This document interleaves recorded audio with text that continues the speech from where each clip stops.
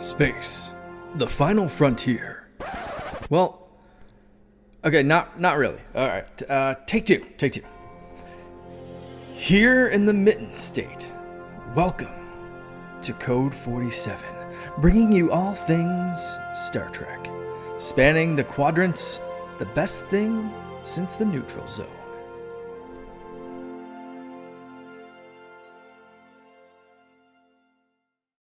Back again, sunny Sunday. Rainy days and Mondays always bring me down. No, that's not right. This is the Code 47 podcast over on the Secret Friends Unite Podcasting Network, episode 64. I am your humble servant, Trek Lord of West Michigan, Captain Charlie Carden of the USS Grand Petoskey, a chapter of the Starfleet International Fan Club, overall geek, joined by my QT geek, as it were. That would be Katie Quinn. Katie, how are you today? I'm good. How are you?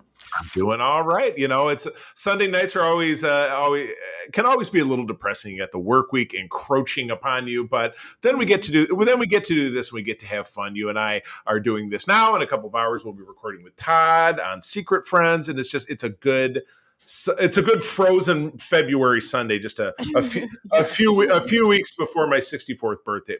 Did I say 64? This is episode 64. I'm turning 46. Wow. Okay. Oh my God. Wow, Charlie, I did not know that. No, the hair is not gray enough. But yeah, we're back here to talk about some Trekking. But we always kick things off. I try to steal a bit, though it's not always quite as exciting, from Secret Friends. That would be this super cool-ish cover piece of art here. I grabbed the VHS covers that were from, the 80s and the early 90s, but this is a season 3 episode of Star Trek, the original series, called The Tholian Web, where the Enterprise runs afoul of these weird aliens that you get to see them a little bit more closely, I think, in Enterprise. And have we seen one in Discovery? I feel like we have. Maybe.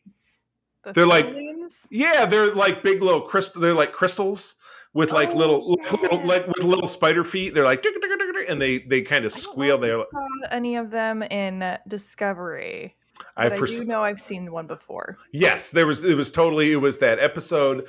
The couple episodes of Enterprise where they went mirror universe and they captured a Tholian and then they tortured it and killed it. It was great. It was fun. Yeah, absolutely. But yeah, I thought there was something about the Prime Directive of not interfering. I feel like torturing and killing would maybe. But this was the mirror universe, as I had said. Yes, it's opposite day. It's Bizarro World. It's up is down, bad bye. But yeah, it's kind of a stock image of the Enterprise being caught in the tennis net of the Tholian web. Yeah, the season 3 of the original series of Star Trek was kind of a wasteland. Katie, I don't know how familiar you are with the original series. I avoid the original series. Yeah, I and to be honest with you, there's so many diehards like, oh God, it's the greatest thing ever made. In particular, that third season was blah. So this was very close to the end. This was pretty close to the end of that series. So by the end of the series, they had less and less money to make anything. The effects were bad, the scripts were crappy. I think they're given episodes to the janitor, maybe the UPS guy. I don't know, it was a bad situation. So anyway, that's 64. But getting into the first part of our show, something where budgets are high because it's animated and the budgets are always the same, that would be these last 2 episodes of Star Trek Prodigy, taking us to the true mid-season. This would be a 20-episode season, and it's weird because it's not, this is kind of a third season, or it's kind of a quarter season, because we got 5 episodes. They stopped, brought Discovery back. They stopped Discovery. They brought this back. Now they're bringing Discovery back. So we have these 10 episodes, but they didn't air in any kind of sequence. I mean, it doesn't really matter. But what's kind of cool about this one is that it was a 2-parter, and it gave you the really, truly kind of nice Star Trek vibe to it. I really liked it. I watched it again this afternoon. So, Katie, tell us about A Moral Star Part 1, Episode 9. Yes, the crew forgoes their dreams of Starfleet to return to Tars Lamora in a no-win scenario. And they are in cat boots all the while. I'm sorry. I I was thinking, unless we come up with something better, which I know we will, that's just totally what I would call this episode. I like cat boots. That's awesome. But this was cool. So you have this kind of ragtag group of ding dongs, led by this kid whose guts you hate. I know you've said it time and again. That really better. I'll acknowledge that. He is getting better, and 10 episodes. Exactly. It's the last horse to cross the finish line, without a doubt. But he, even he recognizes that, their opportunity to go back and rescue the miners from this mining colony, which is where we started the series, from the, I keep wanting to call the bad guy the Overlord. What is it? What is he called again? He's called the Overlord. The Overlord works for me. I'm sometimes bad on details, but thank God we have Wikipedia up, which could actually answer the question. Yeah, they. Not seeing it at first blush, but we will get to it eventually. But I like this. This was some nice setup. Dreadnought is his robot guy, which I love because the Diviner. He's the Diviner. There we go. Right, to the Diviner. So isn't that the tuning fork that they use? Ding.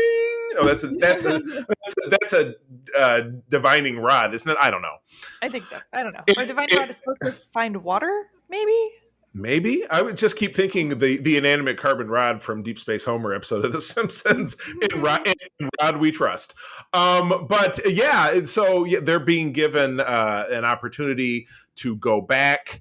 And because the Diviner needs the proto drive, he needs to be able to take the protostar, and he needs to get back. He wants to get back to Starfleet. That's his original plan, but we don't know why just yet until we get into part 2. So, highlights of part 1 for you. What really stood out to you?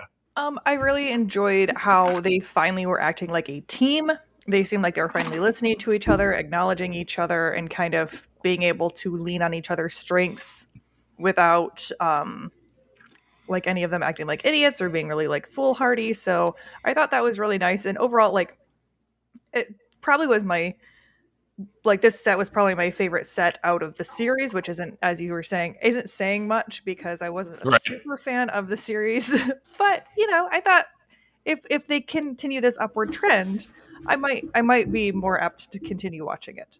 Even though I don't have to do a podcast review. I got you. Yes, when it's homework, like the reading we did for Secret Friends this week. That was a lot of. We're gonna have a pick a because you and I got to pick 5 or 6. You had 4 issues. I had 6. Todd had like 8. So we're gonna have words about that. We're gonna have words about it. It was too much reading for my Sunday. But to spread it out over the 2 weeks. I know it's just my new job has me running every which way, so I just have a lot less time that. For the year before that I spent unemployed, I have a lot less time. So it's an adjustment in time management. So I love, of course, that we get new Starfleet uniforms, and it's kind of funny because people are pissing about, oh God, how many different kinds of uniforms do they need? If you even looking at the United States military, which has 5 now 6 branches. They share some uniforms. They have a lot of unique uniforms. Starfleet is a shared service. They do a lot of different stuff. So I think it's super cool, particularly from the perspective of a cosplayer, to have all these different cool options and to have, comm badges that are slightly different, but just to have, the rank pips are all the same. I like that, or the different boots on the lower decks outfits. It's just fun. It's fun. It's supposed to be fun. It's the future. It's not like you have to go out and, spend all this money as a, service person to buy all these outfits. Everything comes out of a replicator. There's no money. So you know what? Have all the different uniforms you want. It's just sometimes it's good. They kind of look like each other. And it was we got another variation at the end of the next episode, but I don't necessarily want to jump all the way to the end. But here's something that I missed in going back and doing some research because I'm trying to figure out where's Chakotay? What happened to Chakotay? And why was Protostar just sitting there on that planet? And tell me if you missed this as well. Protostar, after Chakotay got separated from, and I was going back and reading some of the older captions of the show, was thrown backwards in time and had been sitting there on that planet for 20 years. Oh, I did not know that. Exactly. So I read that and I saw the date. The Protostar was on Tars Lamora in 2366. I'm like, 2366? This is 2383. That's very commonly spelled out in some of this language. But yeah, that was said when the oh my God, I'm gonna screw up. Then it went not Dal, but who's the other girl? Who's the girl? Oh, Quinn. When Gwen finds out kind of her own backstory, that piece of information was in there, and I just totally missed it. So I feel like a total dope. So misery loves company. So thank you for also being ignorant. I appreciate it. So moving into episode 2. Yes, our crew has been stranded. The diviner was successful in kidnapping the ship, but he did take Gwen with him. He also transformed Janeway into an evil Janeway. Yeah, we got goth Janeway. Yeah, she really gothed out, so she looks a little, she kind of a little bit more has their style. And what he also did when he was leaving the planet in episode 1 is he did a shot of phaser blast at the protective shield for the mining colony so that they would all suffocate, which is just what a great, super cool thing that is to do. Thanks, buddy. It's kind of his scene. That makes sense. I guess, yeah. That's really up his alleyway. So from that, they are, we see our crew obviously back on the planetoid, trying to figure out a way to restore it. But they use Starfleet tech for the first time to help these other, slave miners be able to speak to each other because they don't have the UT. So now you got the cat person talking to the rock person, and by doing this, they're creating their own little cooperative federation of people working towards a common goal. But back on Protostar, which is protostarring its way back to the Alpha Quadrant and they're all the way out in the they went up to the Gamma Quadrant, then they came back to the Delta Quadrant, and now they're on their way. It's a whole ping pong. If you can see the map behind me, they went from they were here, and they went here, and it was a whole thing. But yeah, it's where the diviner reveals this evil plan, and it was very Thanos like. It was very he takes her into a holodeck program. He's like, "This is our home world. It was beautiful," and she was like, "I thought you told me it was wiped out. I thought we were the last members of our species." She said, "We are in the future. We are, because here's the deal. It was revealed to me that because of Starfleet and the Federation, there was a plague or a catastrophe that totally wiped out our planet because of Starfleet." I think he said about a civil war, because when I think he explained it when they did first contact after they left, there was a civil war for those who wanted to be embraced by the Federation versus those who wanted to be nationalists. Yes, exactly. Exactly, and that led to this huge civil war. Yeah. Exactly correct. So a catastrophe of a different type. So his grand solution is, well, I'm going to go back, and because this happened in the future, I'm going to go back and I'm going to wipe out the Federation, and that way they can't hurt us. That was totally stolen from the whole that reminded me of Titan in Avengers Infinity War and Thanos doing this is what it was like, and eventually because there were too many people, they ate all the food and everybody died or whatever. But this was a plot line of a movie. This is killing me. Where it was the same thing. They went back to retroactively. It's kind of like a Terminator. Well, I mean, it's Terminator for sure. I feel like there's something that's super closely analogous to this. Now I need to look at. Now I need Memory Alpha to bail me out. But while I look, give me your thoughts. What did you like? What did you dislike? I liked that Gwen kind of got to hold her own against her father. I thought that was really great. Because there was a moment where they were kind of playing it off like she was going to agree with him, be like, "Oh yeah, well then we have to destroy the Federation." And she flat out tells him, "You cannot substitute one tragedy for another tragedy. You can't wipe out an entire race or, the entire Federation just because you don't want this to happen to our people." Like, you can't talk to them. You can't tragedy stack. It's not like it's not like stacking coupons at the grocery store. No, it's not. You don't get to swap them out. Oh man, tragedy stack. I think I just found a great name for the episode. We'll see. Tragedy stacking. We'll see if we come up with something better along the way. But no, it's going to drive me nuts because there's like a sci-fi equivalent. Like this was a plot line from something else, and if it's a Star Trek one, I'm going to kick myself. But even just looking at the notes here in Memory Alpha, it's not really jumping right out at me. So, but lots of great tidbits in this. Obviously, in the end of it, good triumphs. You see Zero use his Medusan powers. Medusan, that's actually from the original series, from season 3, if I'm not mistaken, in an episode guest starring your favorite actress, Diana Muldaur, who is Dr. Pulaski, where she plays a blind scientist who's able to interact with this non-corporeal creature whose mad or whose non-corporeal appearance causes madness in humanoid life forms. And that's why Zero wears his little ball suit with his hand. So when he lets himself out of it, he drives the diviner nuts. But unfortunately, the catches a bat glare, which also knocks Gwen out, but she's eventually able to be healed. So our people are successful, and they're able to take the diviner's ship, which they use to escape from Taslamora, the asteroid colony, and give it to the asteroid miner slaves, and they're able to go out and kind of seek their own destiny, like the Cylons at the end of Battlestar Galactica. Exactly. There you go. There's a tag, but that still is just absolutely killing me that I can't remember that this totally feels like your reviews of TNG. And I get, or it's going to be like I'll remember it while we're recording with Oxford, and I'll just blurt it out like a crazy person. But c'est la vie. Yes, that's also.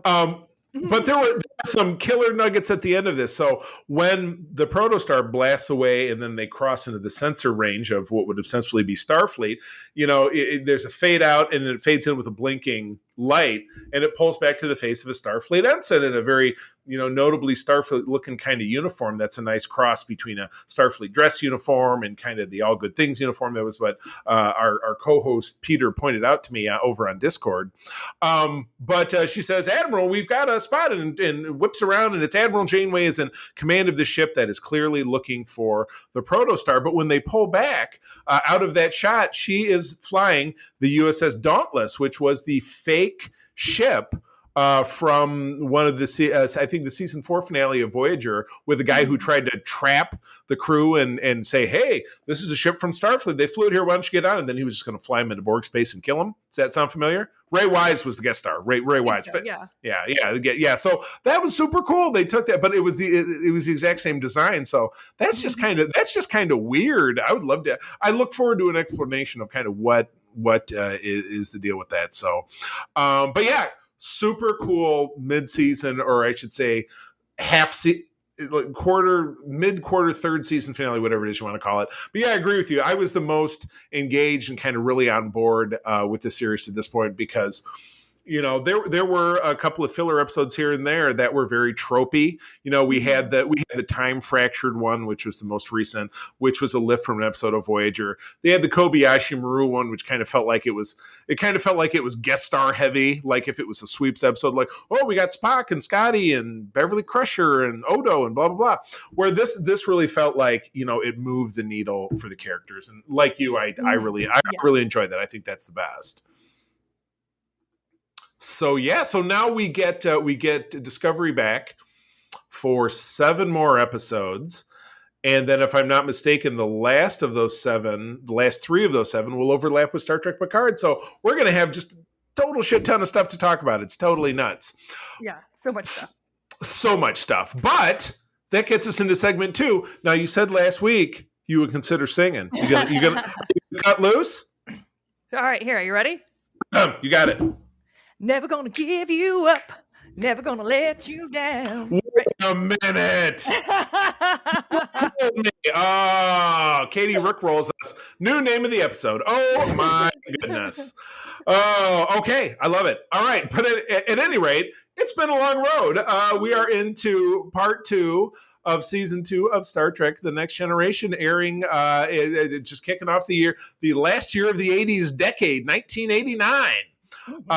We've got 5 episodes to talk about, the first of which is The Schizoid Man, directed by Les Landau, who's a guy who did a lot of TNG. The screenplay by Richard Manny and Heinz Beimler, who was a guy who did a lot of TNG, and Tracy Torme, who was a bigger name, I believe, in season 1, and then I think he kind of fell off the map in season 2. January 23, 1989 was week of. Scientist Dr. Ira Graves, actor W. Morgan Shepard, who shows up a couple of different times in Star Trek. I think he was the Klingon warden in Star Trek 6 on Rurapente, and he had a role in an episode of Voyager 2. So anyway, he's a face you end up seeing. But at any rate, he cheats death by uploading his memories and personality into Data with wacky results, which he doesn't say. He's kind of a creepy scumbag, genius. Yep. And so, he has inexplicably a young, super cute assistant who lives with him, who after he dies, she comes aboard the Enterprise. and he just starts being super creepy with her. He's being insubordinate to Picard. He's just overall kind of just being a total jackass. And obviously through that, the crew figures it out. Mm-hmm. Yeah. I mean, once again, Brett Spinner, amazing, wonderful. His talent does never ceases to amaze me because he has to take on this role, which is very opposite of Data. And so you get to once again see his acting chops, which is great. But I wanted to strangle this man immediately. I was super thrilled when I found out that he was going to die because I was like, I don't want to spend more than 5 minutes with him. At one point, he says, "Women aren't people," which I loved. That was great. I was like, "You just saying the quiet part out loud, okay, buddy? That's fine."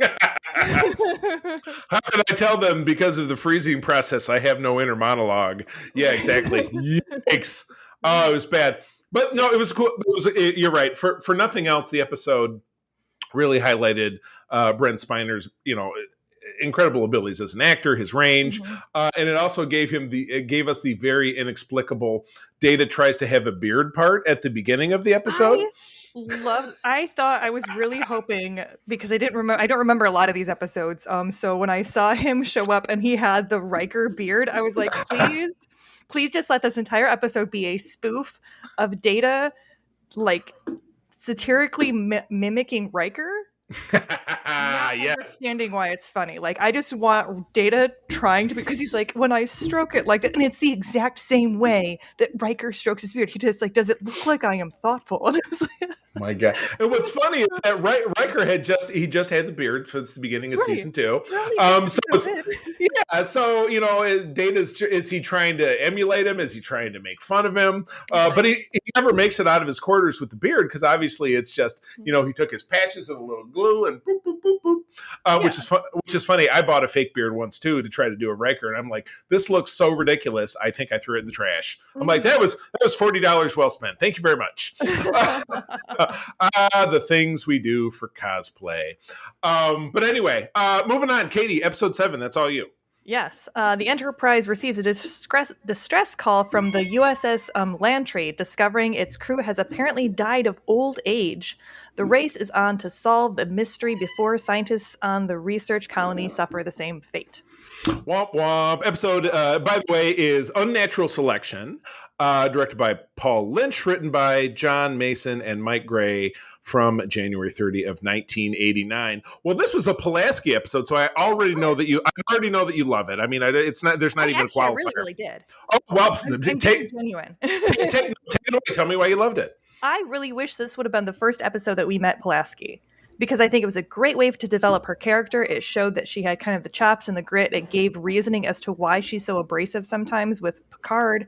And it felt like it was a much better dynamic to introduce her because you were able to sympathize with her. You saw that she was always putting the crew first instead of the weird way that they had her like bickering with Data and trying to undermine Picard and all of this stuff. Because like that stuff makes sense once you know her character. But when you don't know her character, she's just coming off as a dick. Right. And it's funny, you would, in a lot of ways, with all television programs, everything's a work in progress. So it's not necessarily that they figured out at the end of season 1, well, Gates McFadden's not going to come back. We need to find a different character who's going to be, the chief medical officer. And so we'll do some casting and blah, blah, blah. And we're going to have this Dr. Catherine Pulaski character. And she's going to be like this. And she's going to kind of like be McCoy, like Dr. McCoy, where she's really grumpy and yada, yada, yada. But yeah, you're right. You really, you know the what, but you don't know the why. And this is the why. No, I agree with you. I think it's a great episode. I particularly love being from someone who has a kind of a military background in my family. I love the kind of the ceremony they have at the end where they have to destroy the Lantry because it's the infected ship, and they don't they know they don't want anybody else to board, so they all stand up in honor and respect when they have to.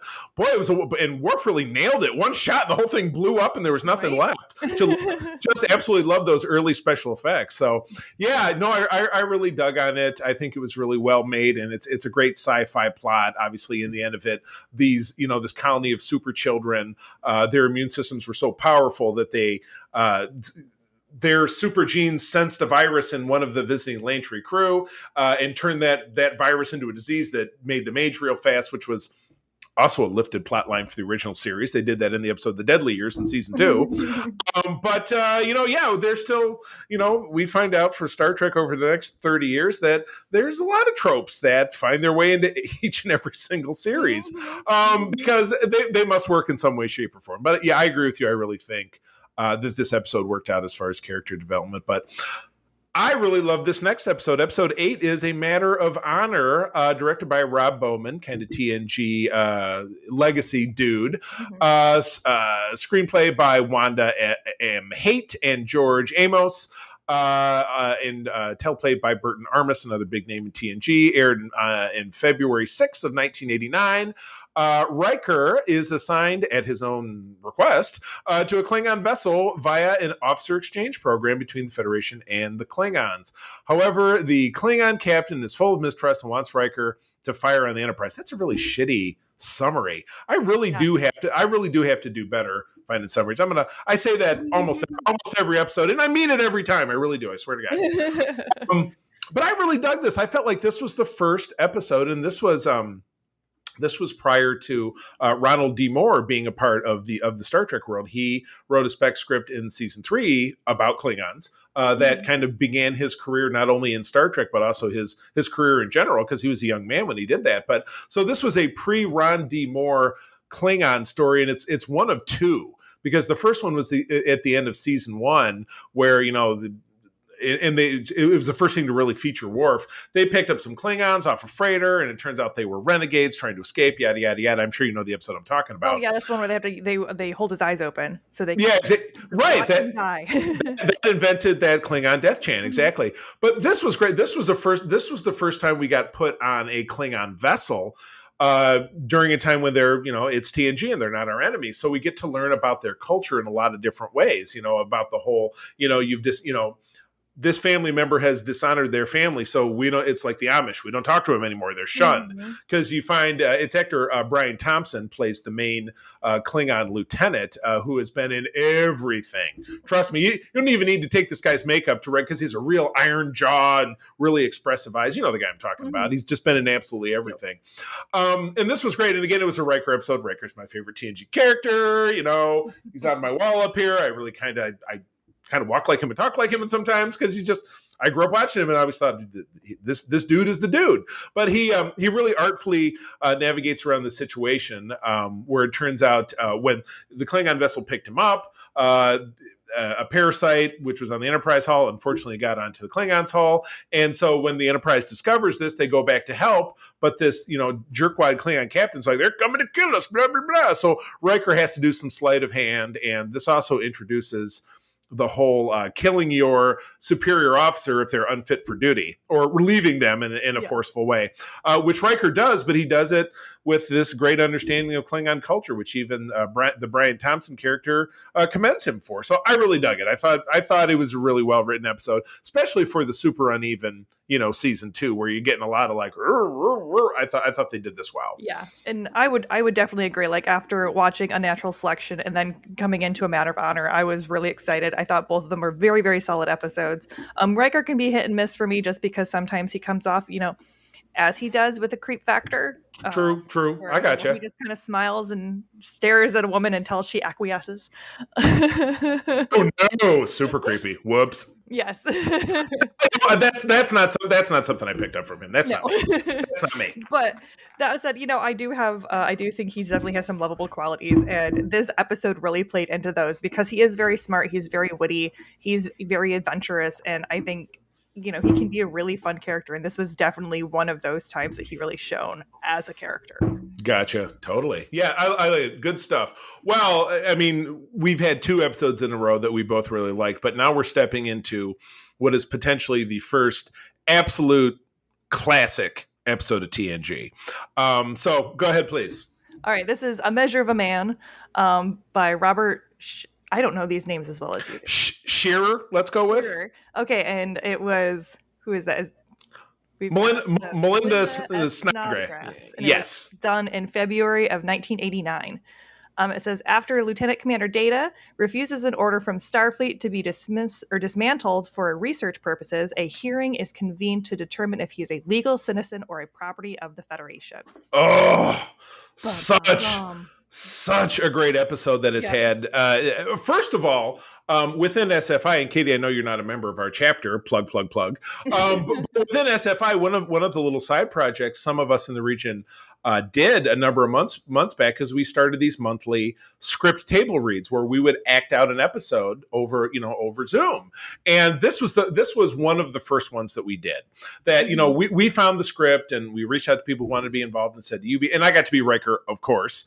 And we got to read through and do it. And so it's powerful just to speak the dialogue. You know what I mean? It's really great. And they combine up a lot of like fun, like Picard meets a former lover who happens to be the Starfleet.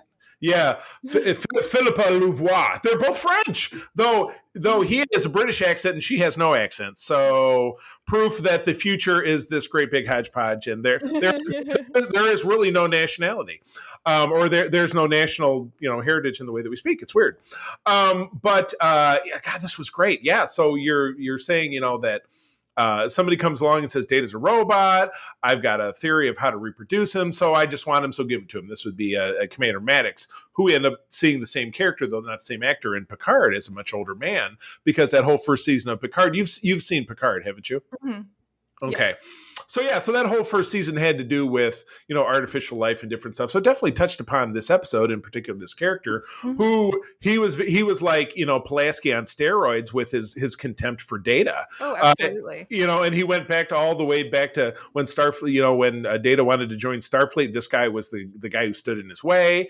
And so, so Picard says, no, you can't take my officer just because he's not a human being, he's sentient. Well, then they had to have this big courtroom drama. Riker had to be pulled in as prosecutor because he was duty bound to do it, even though it was very difficult for him.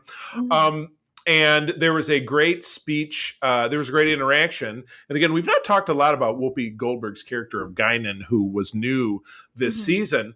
But her relationship with Picard goes back in mysterious ways that have been, I think, defined non-canonically in novels and things like that. But we're going to be getting her back in Picard season 2 just in a month here, which is really exciting. But she and Picard have this amazing interaction about how Data's subspecies, of which he's the only member, that this whole concept is setting them up to be essentially treated like a race of slaves. And that's the winning argument that Picard uses to essentially gain Data his freedom. So I just can't, I've done all the talking. I can't say enough, but I'm gonna let you talk. So please do. I mean, you've hit all of the amazing points. It was, I think, really one of those episodes where part of the reason why it's so good is because every character is all of the best qualities of those characters are brought forward. So you see Riker's charisma and his willingness as an officer, where even though it's absolutely stomach churning for him, he has been told, if you do not bring your A game, this guy automatically wins and Data's going to be dismantled. And so he brings his A game, and you can see that he is just absolutely torn up about it, but he still does it. And then, like you said, you have Guinan and Picard, which I actually did some research into Guinan because I was like, this has kind of that like magical Negro feel vibe to it. But apparently Whoopi came to them and asked for this character. Like, yes. Character. So I was like, okay, that kind of helps take some of that off. But. Which is funny because Gene Roddenberry, the late Gene Roddenberry, has been noted in saying that it's kind of the other way around. That he approached her, but then she approached him. So that was kind of unclear. I tend to believe a little bit more of what you're saying. That makes a hell of a lot more sense to me. Yes, and that, or at least I don't know if it was that Gene approached her about a character and they collaborated and made this character together. Gotcha. Maybe what I was. So it definitely sounded like she had some collaboration in the creation of this character. So I was like, well, that's good that you don't at least have this like feel good Black woman who just shows up to help all of the white protagonists and make sure that their lives are better. I am not naming this episode the Magical Negro. That's going too far.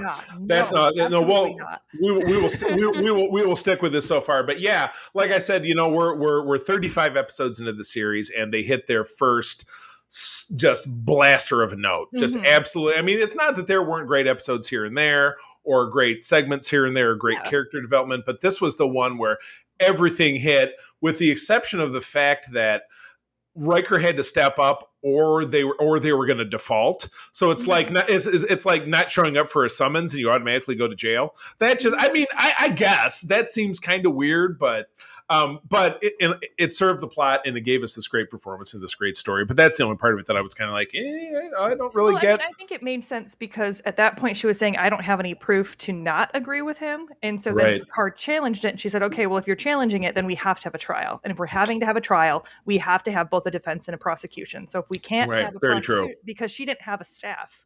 Because it was a new station or a new spaceship, starbase, a new space starbase. So yes, in space, in space. Big surprise. I like it. Star Traces. I cannot talk right now. You got that? You doing okay? All right. I'm not okay. I'm not drinking. Are you drinking? Because we got another show to do after this. I know. I'll be totally good. Are you kidding me? I'm going to be 100% for Todd. Oh my God. Oh, wow. For Todd. Oh, Todd's coming. Okay, great. Very good. Continue to be 100%. You'll be like 112% by then. I love it. Exactly. Very good. I don't know if it's 12 proof. Okay. Oh. No, I might have to Irish up my coffee.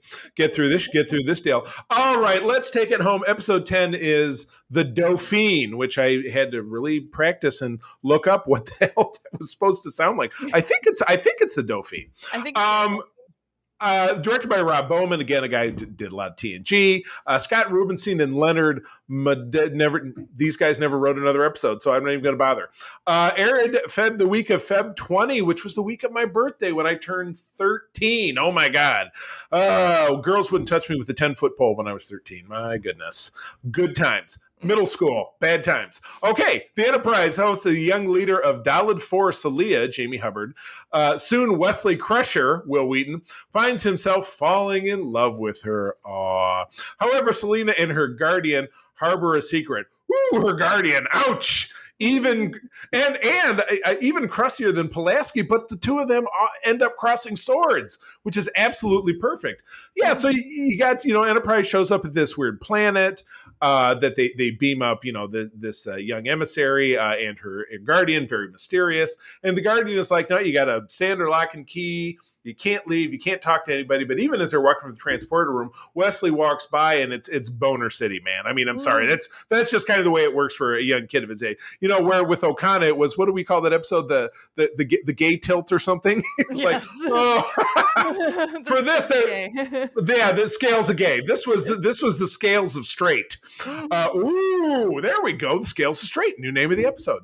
But it was touching and it was tender in a lot of ways.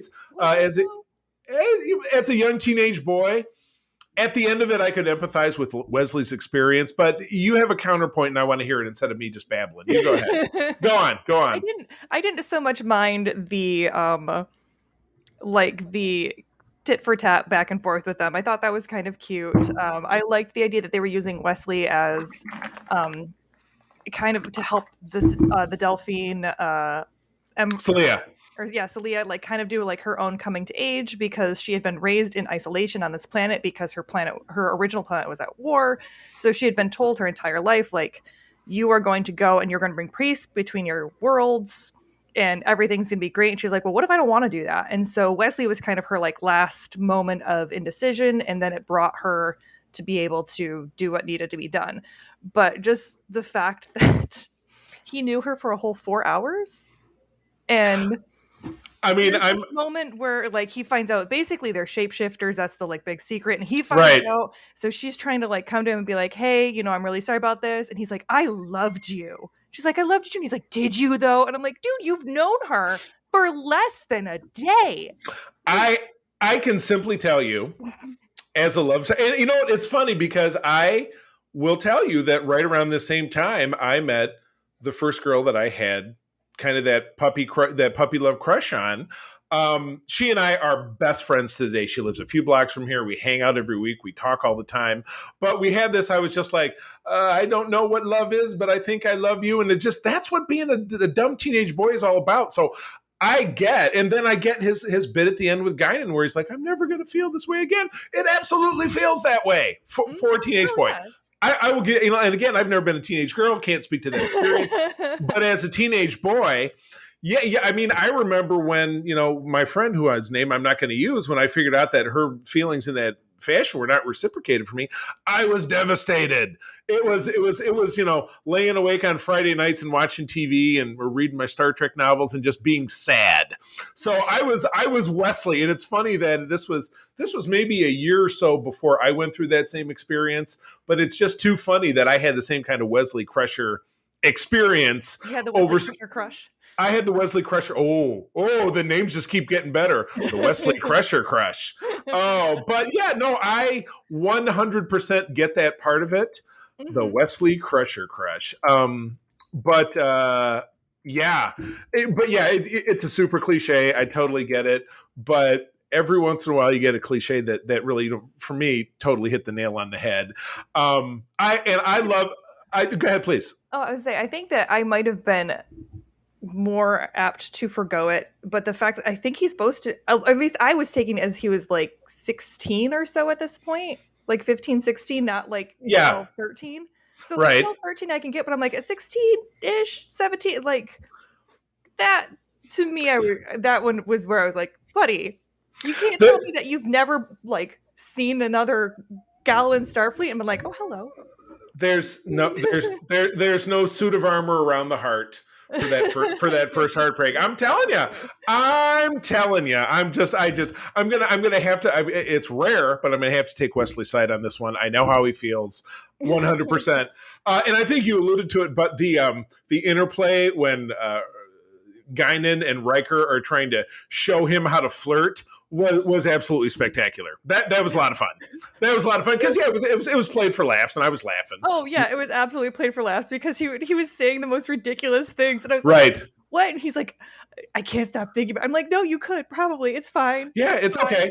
It's okay. Why are you talking like this? Trust me, go swing by Troy's quarters. It'll be fine. Yeah. It was funny because I was thinking about your line in the other episode that you said, well, between Troy and Riker, they went back and forth who can't keep their pants on. And I was just thinking today, both of them were wearing unitards this entire season. So they couldn't take their pants off. You would think so.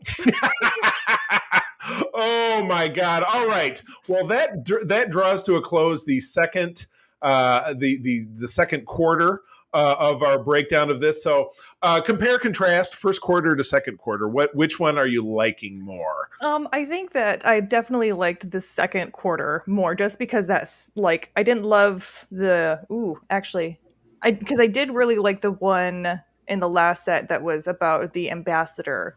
Okay. Yeah. The Riva. Yeah. The deaf guy, the deaf actor. Yeah. I really, really enjoyed that episode, but that was the only one that I was like, ooh, this is a good episode. Yeah. In this set, I really enjoyed, like 3 out of the 5. Right. Really, gotcha. really solid. And then the other ones I was like, I'm like, this is kind of annoying. Like there's some stuff in here where I'm like, not great, but right. You're not selling it to me. Forget about it. Oh my goodness. Oh well, that's good. Well, we will be back in a couple of weeks to tackle the segment 3 of 4, and also to talk about the first 2 episodes of the Return of Discovery. You're up to date, right? You're good to go to jump back into Discovery. Awesome. Good deal. Well, with that, my dear friend, why don't you take us up on out of here? Yeah, for more information about Starfleet International, please visit Grand Petoskey and Region 13 on Facebook. All right. Well, friends, thank you as always for joining us. I'm going to tell you as always that sharing is caring and to keep on trucking. All right. Wherever you go boldly. This podcast is part of the Secret Friends Unite podcasting network. Visit secretfriendsunite.com for more great shows, articles, news, reviews, and more. Secret Friends Unite podcasts are available on Apple, Google, Spotify, and other podcast services around the world. If you'd like to be part of the conversation, you can join us on Facebook or our new Discord server, or follow @SecretFriendsU on Twitter. Please subscribe to Secret Friends Unite on YouTube and visit our merch store at tpublic.com. Just search Secret Friends Unite. Thanks for listening.